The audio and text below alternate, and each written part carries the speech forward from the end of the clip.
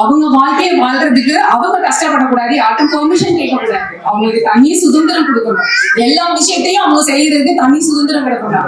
அவங்க லைஃப்ல நல்லதோ கெட்டதோ அதை அவங்க டிசைட் பண்ணிக்கிறாங்க, ஃபேஸ் பண்ணிக்கிறாங்க. சுத்தி இருக்கவங்க யாருமே அவங்க டிஸ்டர்ப் பண்ணாம இருந்தாலே போதும். இத பசங்களும் புரிஞ்சுக்கணும்.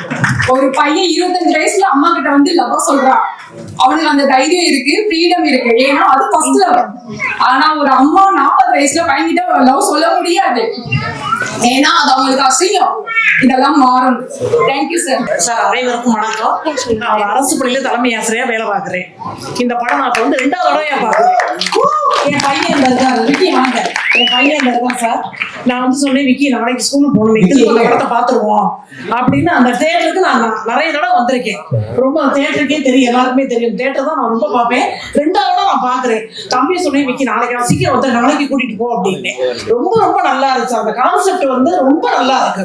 அதான் இந்த வயசுலயுமே அந்த இணை வேணும் அப்படின்ற ஒரு புரிதல் நல்லா இருந்துச்சு. மனப்பூர்வம் அந்த படம் இன்னும் நல்லா சக்சஸ் ஆகணும்னு நான் சாமி கும்பிடுறேன்.